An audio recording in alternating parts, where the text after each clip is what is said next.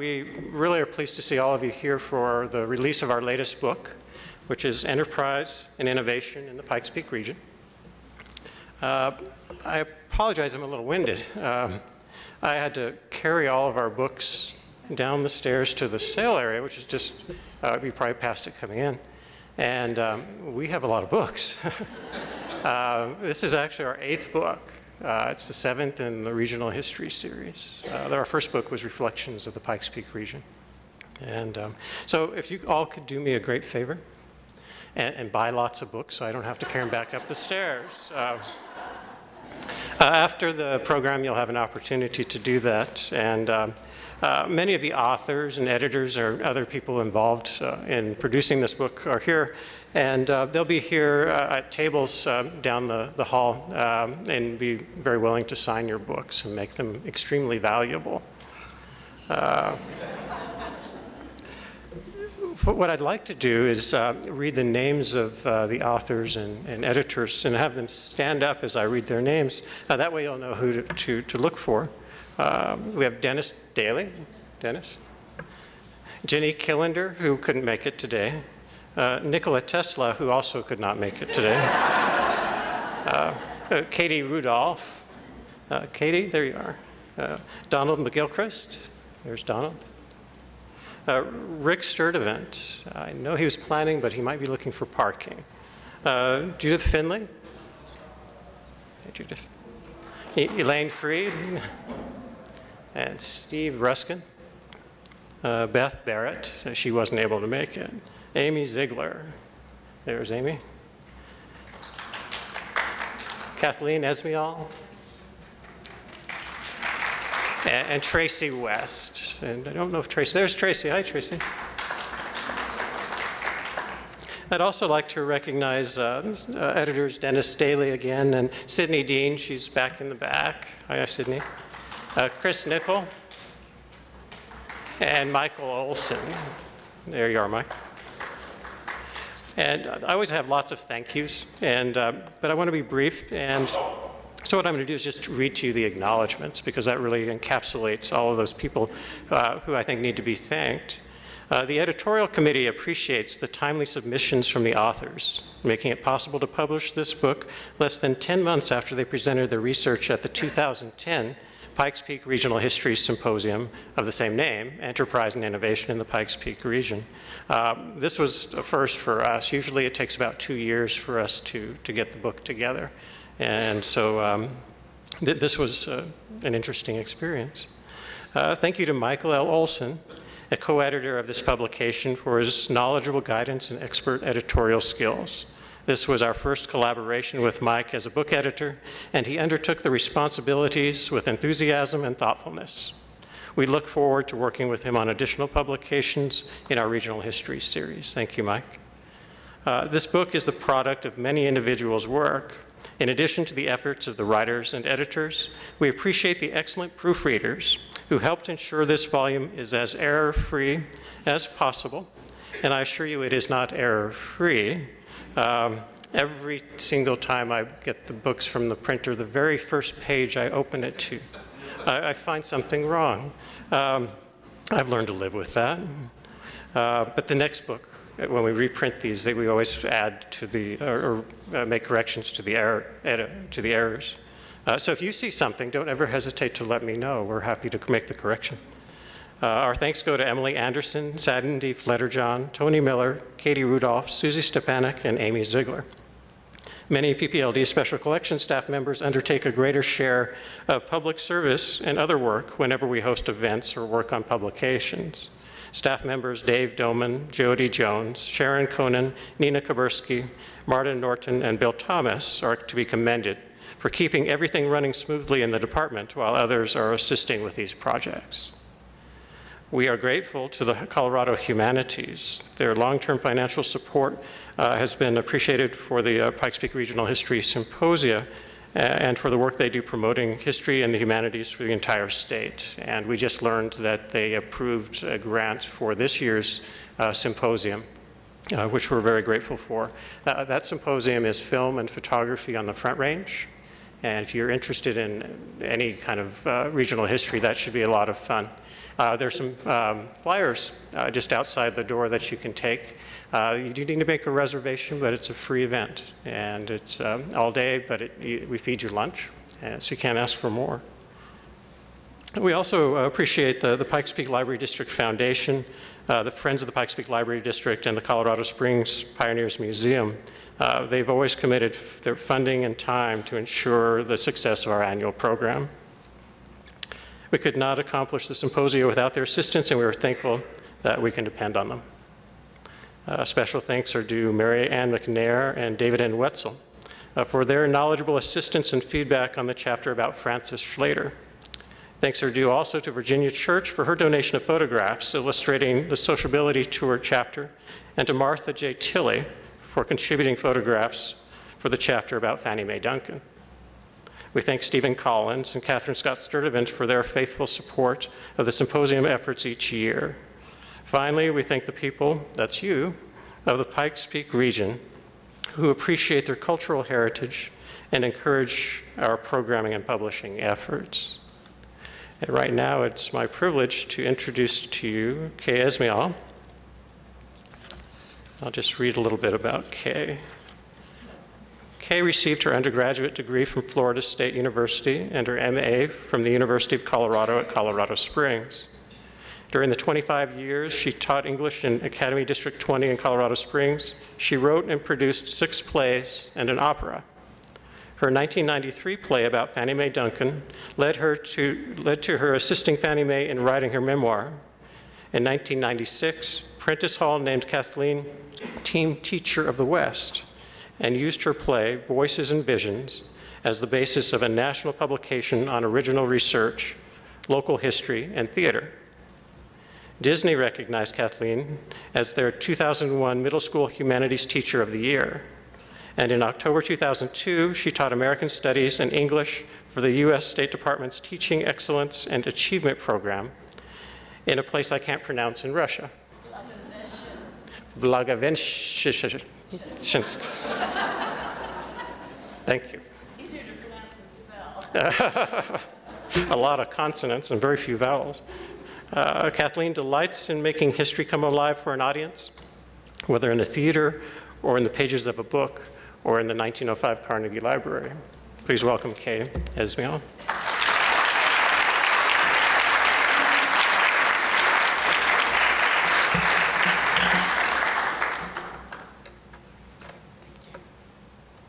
Well, this is indeed an exciting time. Not only is this Women's History Month, but today we're putting a woman in the history books, and there are not enough of them there, in my opinion. Today it's the speeches about Fannie Mae Duncan, and many of you probably already have heard me speak. How many of you have heard me speak before? Well, I'm trying very hard to update and tell you a few things maybe I haven't said before. This is the way most people remember Fannie Mae, a very flamboyant personality, the statuesque African-American woman who owned the Canton Club. She was often swathed in furs and wore couture designs. And she had expensive jewelry and lived in a Victorian mansion. Certainly the character for a book, right? But she came from very humble beginnings, and she never forgot her roots. She was born outside a very small village, Luther, Oklahoma. And her parents, Herbert and Mattie Brinson Bragg, had 7 children. Fannie Mae was literally the middle child, but that didn't keep her from being the leader of the pack. For those of us who are older and enjoyed watching our gang comedies, that's pretty much what her childhood was like, because she was extremely imaginative. Nevertheless, from the very beginning, she decided she did not want to be a cotton picker. Instead, she fell in love with the business world. Her father had a roadside fruit and vegetable stand, and that's where she liked to spend her time. Before she ever attended her first day of school, she could add and subtract and multiply and do any manner of mathematical problem as long as it involved money. Sadly, the fortunes of the family totally changed in 1926. Herbert had a terrible automobile accident in bad weather, and he lay dying beside the road, bleeding to death, when a motorist passing by came upon him and knew not what to do at all, because this was 1926, rural Oklahoma. The only thing he could think to do was to spread axle grease in his wounds. And it did save his life temporarily, of course, but without adequate medical attention in that era, he died, leaving Maddie, who was always called Mama, with 7 children, the youngest one only 6 months old. Fortunately, there had been 6 Bragg brothers, and all of them helped out, but this was Uncle Jesse. Uncle Jesse was very loyal to the family. He remained a father figure. He helped Maddie as much as he could. He was a mainstay for the family. Of course, the older children had to drop out of school and earn money because Mama had to be home to take care of all the children. The older brothers became common laborers, and Vernon, the oldest of the boys, married his 14-year-old sweetheart. She moved in with the family. And of course, Maddie had her first grandchild join them, and so now the family was really large. At that point, the oldest sister, Frances, had an opportunity to come to Manitou Springs and live with her aunt and uncle, which she did. She got a job in town with the R.P. Aldridge family as a domestic, and she began sending money home on a regular basis because she was very lonely, missed her huge family, and wanted them to come here, where she knew it was much better than Depression-era Oklahoma. When the family arrived in the summer of 1933, they were overwhelmed. If you can imagine coming here, the magnificent mountains, the castle-like structure that was the Antlers, streetcars everywhere, traffic, it was so affluent, it seemed like a paradise to them. Fannie Mae and her sister constantly helped Mama move. She moved 4 times within a very short period of time, but because what she was trying to do was get over to the west side, the best side, where there was a black neighborhood, a very entrepreneurial blacks who shared responsibilities for all the children, shared their talents, and shared all the opportunities that they heard about too. There's one story that's rather interesting that I thought I would share with you. You probably don't know because it's not in the books. But the 2 young girls got a job as waitresses at Father Divine's. It was a cafe that was actually run by Mr. and Mrs. Tom Wallace, but it was called Father Divine's because the itinerant Father Divine, who was a minister, held his meetings upstairs in a meeting room. Since they worked, went to school, they really had no free time. So in 1935, on Memorial Day, even though the streets were flooding and it had rained heavily, the girls were having a wonderful time wading out in the water. They had no understanding at all of how dangerous that was. Instead, they were worried about this young guy named Step Applewhite. Step always came over from the east side. He was much older, almost 20, but he still lived with his mother, and he had what Fannie Mae called the fits. And they were frightened. They had seen it on one occasion. They did not understand that he was an epileptic and he suffered seizures. So they kind of had their eye on him, and he seemed to be watching them. He never really interacted with anybody. Soon they forgot their fears about Step because they were having a blast out in this water that was just racing down all the streets. Selena may have stepped into a pothole or something, but she suddenly disappeared under the water, and when she bobbed up, was screaming and drowning, and of course Fannie Mae tried to reach her and his sister, and at that point they were both in serious trouble. It was first they realized that they could die. Fortunately, someone came up from behind, grabbed both the girls, and dragged them to higher ground. And much to their amazement, when they looked to see who their hero was, it was Step Applewhite. The old adages that parents used to teach their children are so significant. Mama had always told Fannie Mae, don't judge a book by its cover. She believed it. Step became her hero. Here's the flood. And of course, the swimming pools weren't open to black children except on days right before they were to be cleaned. So most of them were not swimmers. But just to show you how remarkable it is that they didn't die that day. This was the Bijou Street Bridge. Had they not drowned, they could have been killed by the debris in the area. When Fannie Mae got to high school, and if you look at this magnificent structure, you can see how important education was in those days. Fannie Mae not only was an excellent student, but she was a social butterfly. She had as many white friends as black friends, and she belonged to many clubs. And the one that was most important to her, of course, she was the treasurer. But in addition to her studies, she had a job, and this one was one that really influenced her future in that she got a job working as a domestic for Count Benjamin Lefkowsky and his wife, supposedly a Russian count who was an artist, a real estate developer among his many talents. When she walked into their home, she was stunned. It was the first time she had ever seen that level of affluence.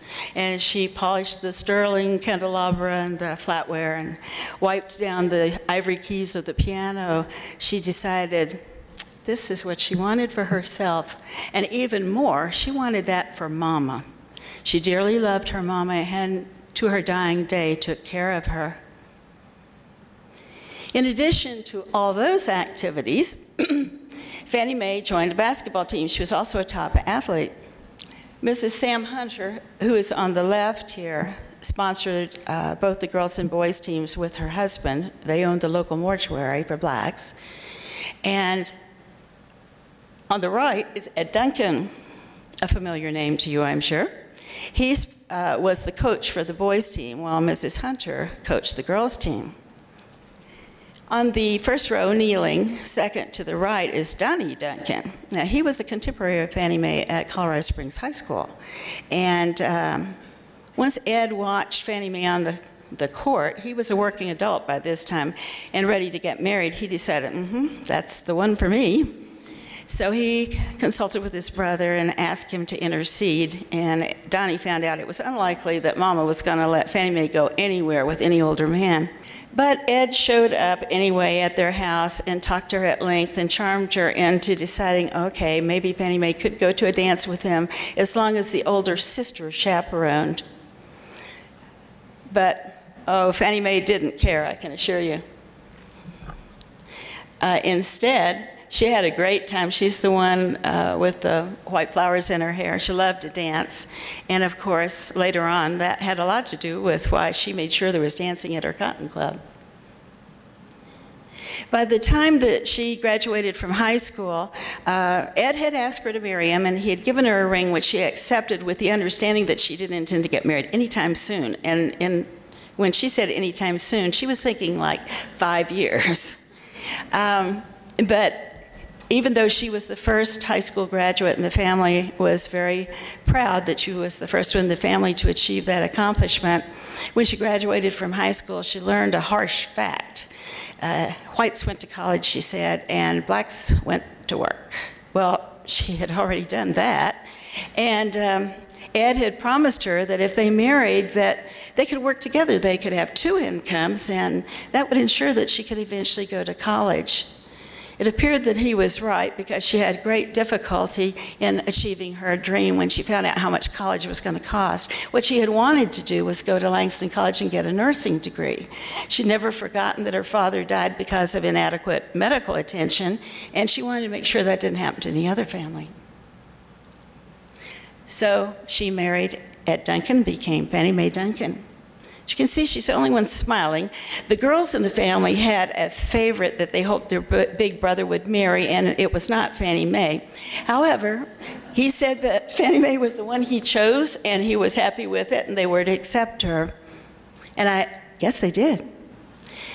Because Ed had worked for years as both a chauffeur and a general handyman for Mrs. D. Arthur Jones down in the Broadmoor, he had to have the car. That meant that Fannie Mae had to get a job within walking distance. And because she already had credentials, so to speak, from Benjamin Lefkowsky, she got a job with the district attorney.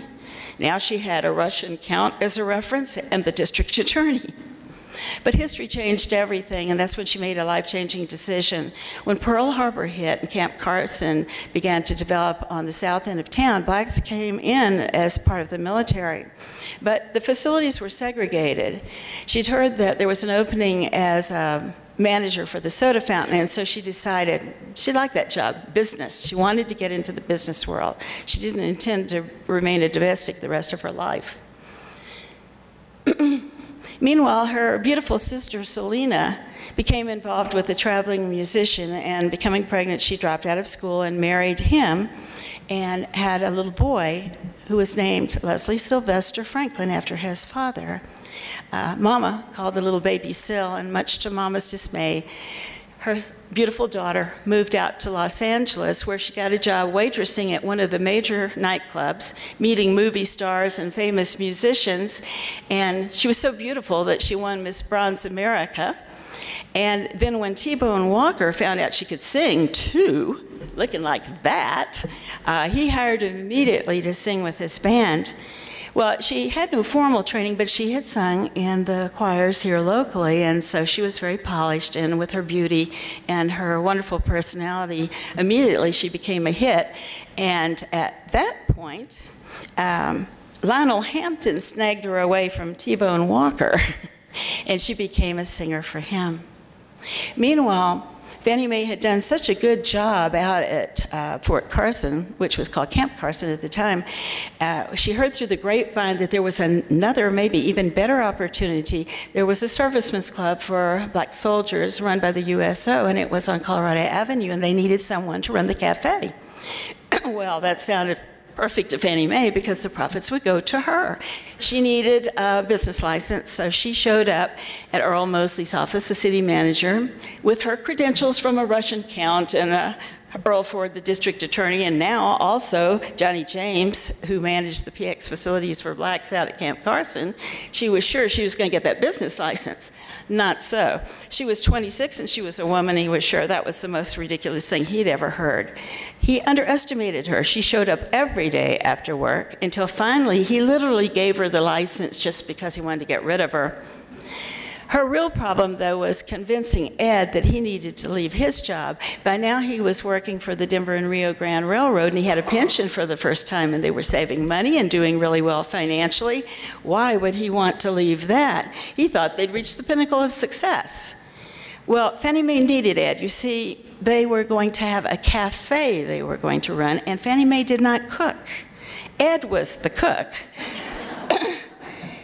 So as she explained it to him very clearly, he realized, okay, well, he would try it. But he was sure they were headed into financial ruin. Meanwhile, all the soldiers at Carson were delighted to come into town, and so she had a following immediately. And because blacks had to go to the back door of restaurants to pick up food if they worked in the city, they were delighted that they were also welcome at her cafe. So they were an immediate success. The only problem was that it was a great deal of stress, and Fannie Mae had become pregnant. When her little girl, Yvonne Dolores, was born, she died at birth. And it was something that took a long time for Fannie Mae to tell me about. It's one thing that very few people knew. In fact, they didn't even put a stone on her grave. Fannie Mae handled tragedy like that by just trying to put it out of her mind and work harder in life. Meanwhile, her beautiful sister, who had this great career with Lionel Hampton as his lead vocalist, began to worry because the drug abuse had really begun to come to a head among musicians. The rest of the public probably didn't realize it, but for Selena, it was distressing because she had this beautiful little boy, and it just was not the environment that she wanted him to grow up in. So she called her sister and said, "Would you come get my son?" Well, they had lost a child. The timing was ironic. And of course, Fannie Mae went out to California and brought little Syl home, and he came to live with the Duncans. Meanwhile, Fannie Mae and her husband would go on a regular basis up to Denver. This is the Rossonian, which is in 5 Points. It was a thriving black neighborhood. And whereas great musicians, believe it or not, like Louis Armstrong and Etta James, were not permitted to perform here in our city, and the Broadmoor or the Antlers or anywhere, and they certainly weren't welcome as guests, they performed at the Rossonian. So if you wanted to see those outstanding musicians and entertainers, you had to go to Denver. As they went and sat and were welcomed into the lounge there, it was like a hotel with rooms upstairs and then this big lounge downstairs. Ed relaxed and had a cocktail and enjoyed the entertainment, while Fannie Mae analyzed everything that was going on, how the waitresses were moving, the costumes for all the entertainers, the layout. She was making mental notes because she had not stopped with her dreams. She planned to bring all those entertainers down here, have a bigger and better club than Denver had, and a big dance floor to boot. When she heard through the grapevine, and believe me, it seemed like the grapevine disseminated a lot more information than the local newspaper, that that very building where she had worked as a waitress, Father Divine's, was about to be up for sale. She thought, perfect. Finally, she could have her nightclub. Of course, Ed never knew any of this. She waited till she had everything organized, and then she would tell him, under the guise of consulting with him, what she had planned. She knew that the Rossonian had an outstanding head waitress, a young white woman named Joyce Peterson. And she knew something else about Joyce that she thought would help her snag Joyce away from Denver to come down here to help Fannie Mae organize her club. Now, Fannie Mae had also done something else Ed didn't know about because he was busy helping to manage Duncan's cafe and bar downstairs.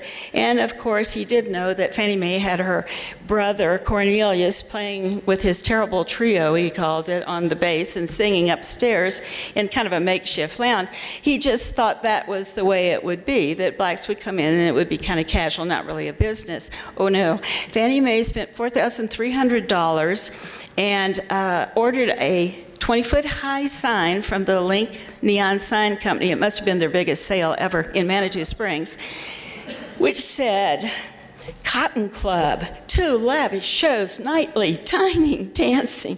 She always planned ahead. She was very visionary. Well, when it arrived, they were committed. I'm sure Ed considered divorce, but Fannie Mae was on her way, and she brought Joyce down. And of course, Joyce saw the sign and had no idea that things were not quite as organized as they appeared. And Fannie Mae's ace in the hole was that she knew that Joyce was in an interracial marriage, which at that time was very taboo. People in interracial relationships suffered greatly, and in some places they were in danger, in other places it was against the law. So when Fannie Mae explained what she wanted to accomplish, and this is why I so admired her, the part of her story that everybody needs to understand. She had watched all these young soldiers, many of them who never came back from the war that she had met out at that soda fountain. She watched them come back, often married to women from other countries and in interracial relationships, and after serving their country and risking death, they were not welcome in their own country if they were in an interracial relationship. That's why she was so special. That was her reason. Well, Joyce was very touched by this, and of course Pete, who was both a talented dancer and entertainer, came with her, so actually Fannie Mae did get 2 for the price of 1. The Cotton Club soon was the place to be. And because white soldiers were coming there, whites in town wanted to see those famous black entertainers too. And since they couldn't go any other place to see them, they began clamoring to get into the Cotton Club. Fannie Mae bought the building. She probably could have built it, but she bought the building to the left, which had been the Denton printing press, and she opened what was probably the first mall in the city. She added a beauty shop, a barber shop, a record shop, a gift shop. She had her brother pave over the back alleyway, and she opened the Cherry Pit barbecue back there, and she hired Jimmy Jules and the Diamonds because she wanted to have teenagers have a place to go. Up until that point, even though black kids could be in school with white kids, the minute they walked out of those school doors, if they walked in a restaurant, they better be heading for the kitchen. They were not welcome as guests. So she had a place where they could go too, because of course, since liquor was being served at the Cotton Club and down in the bar, they weren't welcome there. Things were going great at this point, and at night, you could fairly well probably hear the Cotton Club at the Antlers as the guests at the Antlers walked out the door and headed straight for the Cotton Club. Of course, many of them were coming from New York and other places where they had seen these great entertainers and they wanted to see them again. It was about at this point where Fannie Mae had that legendary showdown, and you must have all heard this story, where the formidable Dad Bruce, Irvin B. Bruce, our police chief, who was the law in these here parts, called her in. And she and Ed sat and listened as he said, "I hear you're mixing colors in that club." She said, "Well, I check people for age, and yes, they're coming in, but they're coming in of their own accord. I didn't know I had to check them for color." Well, nobody spoke to Dad Bruce like that, and he said, "I'm telling you, run it black." She thought she had an ace in the hole with her argument, so she persisted, which, as you can probably imagine, was her style. And she said, "Well, you know, whites know their constitutional rights, and are you going to back me if I turn them away?" He said, "I told you, I'll run it black." Well, when she got back to the Cotton Club, the phone was fairly ringing off the hook. It was Dad Bruce, and he said, "Look, you're doing a good job, okay? Just check them for their age. Don't worry about anything else. Just make sure they're old enough to be there." And from that point, they were allies, which made a very big difference, of course, in her success as a businesswoman. At this point, Selena, the beautiful young woman in the story tiara there, was so lonesome for her family. She missed her son, she missed her mother, she missed Colorado Springs. She loved it here. It was her home. And she decided to give up her career, even though she was very successful at that point, and come back to Colorado Springs. Well, Fannie Mae was delighted, of course. That was really terrific for her, because now she had a polished house singer who lived with her, didn't expect to be paid, at least not for all her talent, and could run the club and had contacts, and Lionel Hampton would sure show up every chance he got because he was so fond of her. Everything seemed to be perfect. She was on top of the world. But she and Ed handled all the stress in their life in very different ways. Fannie Mae became the workaholic. Ed became an alcoholic. Fannie Mae struggled with that the way she usually did. She launched herself into another project. This time, she began worrying about her entertainers who left that early morning show, some of them having been drinking perhaps, and others just exhausted. They had to go all the way back to Denver to find accommodations, and she was worried that eventually somebody was going to get killed, like her father had been killed in an automobile accident. And when she heard, yes, through the grapevine again, not the newspaper, that this huge building, which had been built in 1891 and was on the corner of Nevada and Dale, was about to be demolished to put up a Standard Oil filling station, she thought that would be a good deal. She could house her musicians. And so she consulted the police chief, and he said, yeah, it sounded good to him. She bought lots on Corona, and she had a foundation dug, and pretty soon this gigantic building was divided into 3 sections because it couldn't be moved intact. And like a big dollhouse, it was soon out in the middle of Nevada Avenue, where it was immediately stopped by the police, who demanded to know, where is your license to move this house? Well, Fannie Mae was sure they were wrong. She talked to the police chief, so she called Dad Bruce, and oops, well, he sheepishly admitted, yes, she did need a license. So she went through lawyers, she stormed into Earl Mosley, she threatened a nervous breakdown, and eventually the house was repositioned. She had her license to move it, and she was open for business. She invited her entertainers to stay there. It was totally up to them. There was a charge, of course, But these were their accommodations. The house was beautifully appointed, and no hotel provided down-home cooking like Mama, so they were always eager to stay there. Most people have never seen these color pictures, but this was the formal living room. Of course, there were ceiling to floor beautiful blown glass windows. There were chandeliers. In the formal living room, which this is, there was a baby grand piano, the marble-faced fireplace. It was a lovely facility. Then there was the informal living room where there was the famous mermaid table, which you'll see a little bit later. She had purchased all the expensively carved furniture that had belonged to Count Lefkowsky, because he had divorced and married a younger woman and was willing to sell it to her. And then when you walked through the pocket doors into the dining room, there were the Lefkowskys' crystal, their sterling candelabra. All the things that she had loved so much as a young girl were now hers, actually hers and her mama's. Down in the basement, she set up a rec room, and this was primarily for her musicians instead of her family. She had a jukebox and a bar, and because when they were through with that early morning show, they certainly weren't ready to go to bed. They needed to unwind. And on one occasion, she joined them. Usually she went to bed because she worked all day and all night too. It got very little sleep. But on one occasion, she decided to go down, and they talked her into playing penny ante poker.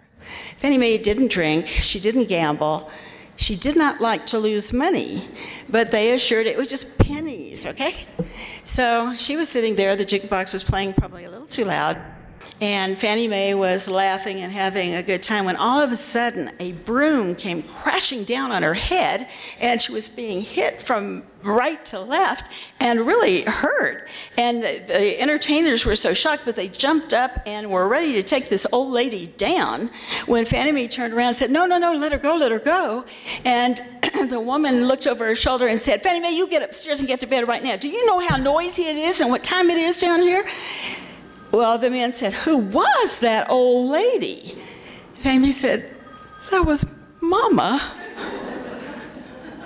Mama was in charge of the house.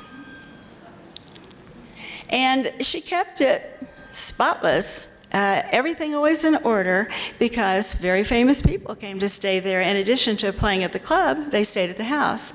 Louis Armstrong, B.B. King in his early years, all of us were young once, Count Basie, and of course other dignitaries came too, like the boxing champ Joe Louis, and Medgar Evers came shortly before he was murdered, and just could not believe what Fannie Mae had actually accomplished here. It is a remarkable story, not a regional story, but an American story. Mama, of course, since she did not believe in drinking and was not too thrilled that it was being served at the Cotton Club, her daughter in charge, was very happy. The only smile she ever saw on her face was when she was at home cooking or canning. Of course, she kind of kept track of the entertainers who, if they stayed the full week of their gig instead of going back to Denver, they had lunch there and, visited with her. On one occasion, Fannie Mae, because she didn't always hire the top entertainers, sometimes she gave people their start, so to speak, and people know that she gave Flip Wilson, the famous comedian, his start. But on one occasion, she decided to take a risk, and she heard these young men sing. They were female impersonators. Now, it's not sure that Mama understood their talent, but when Fannie Mae would come home and say, "How did things go today?"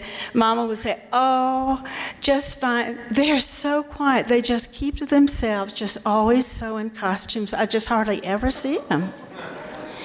Well, they did bring in the crowds. And Fannie Mae was really busy, and though people thought she watched the shows, what she actually was doing was watching the crowd, seeing, what did they like, what didn't they like, how was their staff handling the whole thing, were things going well. But on the last night of their gig, she thought, well, she'd actually watched the show. She'd never really, watched. And as the backup singers strutted out to the beat of the band with their bouffant wigs and their long fake eyelashes and their makeup and their dangling earrings and their heels, the audience started getting keyed up and applauding.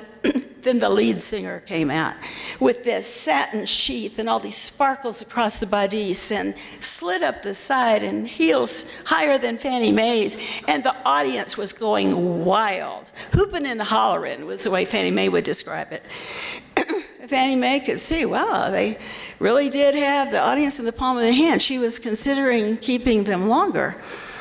Until, as the spotlight kept tracing across their glittering costumes, she thought she began to recognize those lovely crystals across the bodice.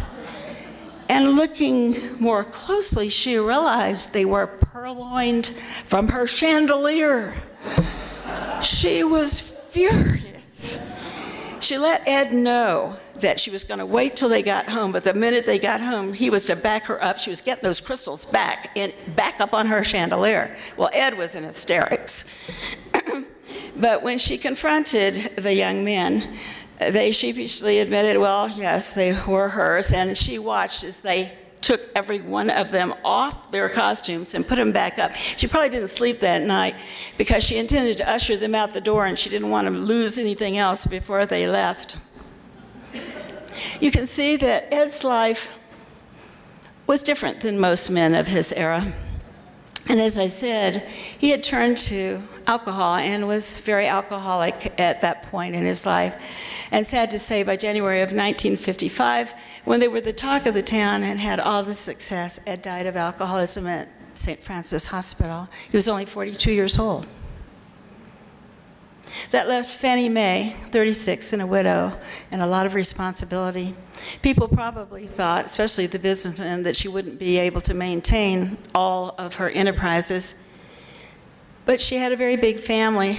Many of them she employed. Actually, she had 35 employees.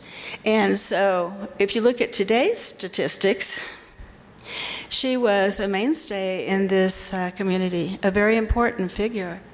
And she was a source of money for people who needed loans, who couldn't get it from a bank. She was a very important figure, especially to the black community, but to the white community too.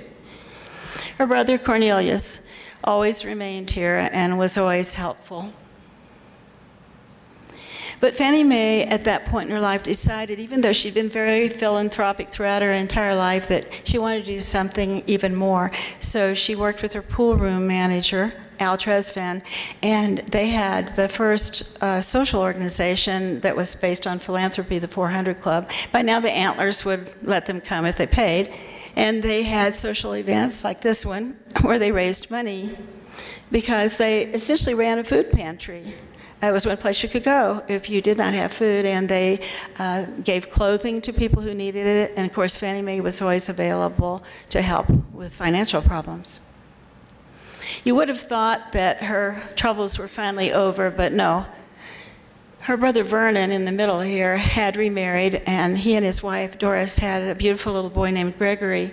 It was a time when polio took the lives of many children, and their beautiful little son developed bulbar polio. And much to Fannie Mae's total dismay, even though there was medical attention and she had the money to pay for anything and was willing to, the child died. One thing that she felt very strongly about was that everybody, and I do mean everybody, had access to a good education. She believed in a free education. And she funded many college scholarships and paid for college for many people. But the other thing that was important to her was that everybody got their chance in life, that every child had a chance in life. And she was so distraught that little Gregory did not get his chance in life that she called Mahalia Jackson, who is at the bottom of this picture, and asked her if she would give a benefit performance. So many people wanted to come because by now Mahalia was internationally renowned that it packed City Auditorium. It was one of the historic events in the city. Fannie Mae, of course, had put Mahalia up at the Broadmoor because it was accepting anybody who would pay, and I do mean anybody at that point. And besides, Mahalia was renowned. But Fannie Mae held a reception at her house in honor of Mahalia before she drove her back to the Broadmoor.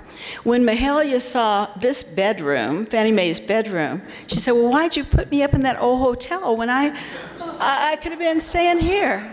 Fannie Mae had arrived. She was competitive with the Broadmoor. Things began spiraling down toward the end of her time here. Urban renewal had marked the Cotton Club for demolition, but what really distressed her was that she was losing family members. This is probably the last picture of the entire family. Fannie Mae's on the left arm of the couch. Next is her childhood nemesis, her brother, Johnny. Her mother is in the middle. Vernon, who was very ill at this point, is next. On the other arm of the couch is Frances, who is the oldest sister that got everybody here. Then in the back, next to Fannie Mae, is Herbert, Selena in the middle, and her youngest brother, Cornelius. You would have thought that she would have given up at that point, but Cornelius was divorced and had become involved with a young white girl, Judith Fricke, who lived in Wyoming, and planned to marry her over her father's dead body. When she became pregnant, her father became hysterical, and the family lost track because he dragged her back, they thought, to Wyoming, but she had the child, a little girl, who somehow ended up being placed in the orphanage in Pueblo. And people who worked in that orphanage, when they saw the name Renee Bragg, thought this surely must be a relative of Fannie Mae, so they called. And Fannie Mae was delighted. She went down and retrieved the little girl and raised her as her own daughter. Fannie Mae never did get to Langston College, and she never got that college degree. But she did go to a college graduation. It was Renee, her daughter's graduation, from Vassar, I might add. This was the last picture that I have of Fannie Mae. Interestingly enough, in this very room, she was honored about February of 2005. Lou Tilley was here also. He was the photographer who took a lot of these pictures, and believe me, there are not many cities who have pictures like this to document a story like this. They sat right where I'm now standing, and by the following fall after Katrina, they were both gone. That's how fleeting life is. But Fannie Mae left us something to remember. She proved to us that dreams can come true if you just remember to make everybody welcome.